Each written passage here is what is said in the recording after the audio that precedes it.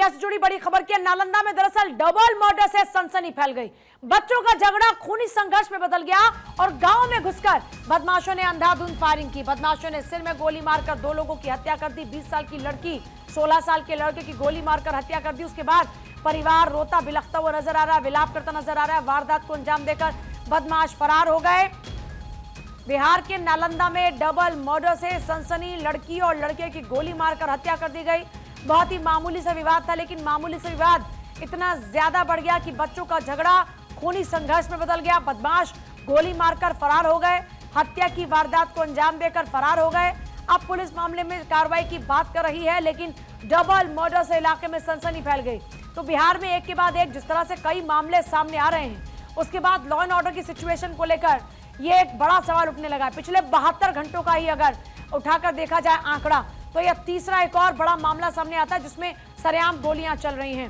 खेमका हत्याकांड, उसके बाद एक और शख्स की सरेआम जान ले ली जाती है जो स्कूल चलाया करता था। अब एक और जानकारी मिलती है डबल मर्डर की, जहां पर एक मामूली सी बात पर गोलियां चल जाती हैं। क्या गोलियां चला देना इतना आसान है बिहार के अंदर? क्या किसी की जान लेना इतना आसान है बिहार के अंदर? क्या लोगों की जिंदगी की कोई कीमत नहीं है?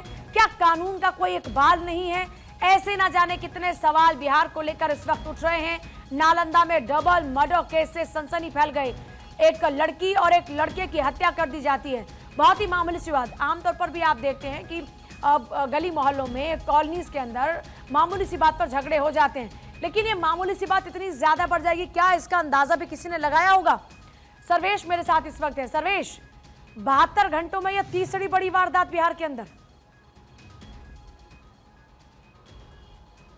जी पूजा, देखिए बिल्कुल बिहार में जिस तरीके से कानून व्यवस्था को लेकर सवाल उठ रहे हैं और वो चीज़ें उसकी बानगी भी देखने को मिल रही है, लगातार घटनाएं हो रही हैं, लेकिन पुलिस जो है कहीं ना कहीं इस पूरे मामले में घटना के बाद सिर्फ ढोल पीटती नजर आती है। इस मामले में भी नालंदा में जो घटना हुई है उसके बारे में बताना चाहूँगा पूजा दर्शकों को कि कल बच्चों के आपसी विवाद की वजह से ये गोलीबारी शुरू हुई।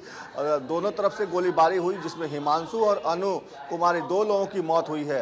ये दोनों जो हैं दोनों की उम्र, जो अनु है उसकी 12 से 13 साल बताई जा रही है और जो हिमांशु है उसकी उम्र पुलिस 14 से 15 साल बता रही है। पुलिस का कहना है कि 9 लोगों को हिरासत में लिया गया है, पूछताछ जारी है, जांच चल रही है, कार्रवाई की जा रही है, लेकिन लगातार घटनाएं हो रही हैं। और निश्चित तौर पर देखिए डीजीपी ने संज्ञान लिया, मुख्यमंत्री ने संज्ञान लिया है कई मामलों को लेकर। उसके बाद जो आला अधिकारी हैं उनको हाई अलर्ट पर रखा गया। उसके बावजूद इस तरह की घटना का हो जाना निश्चित तौर पर सवालिया निशान खड़े करता है। पूजा, जाहिर तौर पर, और अभी तक जो और मामले हैं उनको लेकर क्या अपडेट है? और इस पूरे मामले में जो बदमाश हत्या कर फरार हो गए उनको लेकर क्या अभी तक स्टेटस है?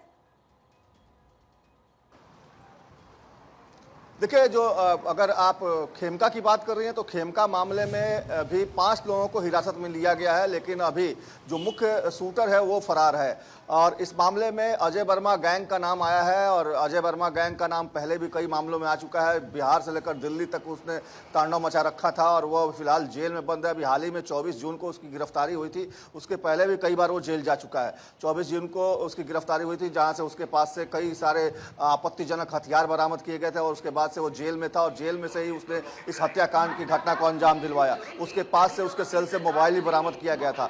जहां तक आप सिवान की घटना की बात करते हैं, सिवान में भी जांच जारी है, वहां भी जांच चल रही है, वहां भी कुछ लोगों को हिरासत में लिया गया, वहां भी कार्रवाई की गई है। लेकिन जो नालंदा की घटना है इसमें 9 लोगों को हिरासत में लेने की बात पुलिस कह रही है और फिलहाल जो है ये कहा जा रहा है कि इस पूरे मामले में जो भी दोषी हैं उनके खिलाफ कार्रवाई की जा रही है। लेकिन सवाल यही उठता है कि कार्रवाई तब होती है जब घटना होने के बाद पुलिस जगती है और उसके पहले पता नहीं किस नींद में सोई रहती है कि लगातार इस तरह की घटनाएं हो रही हैं उसके बावजूद। और मुख्यमंत्री स्तर से जब इस मामले में तमाम मामलों में कहा जा रहा है कि पुलिस मुस्तैदी से कार्रवाई करे, उसके बावजूद इस तरह की घटनाओं का होना निश्चित तौर पर सवाल खड़े करता है और विपक्ष इन तमाम चीज़ों को लेकर मुद्दा भी बना रहा है।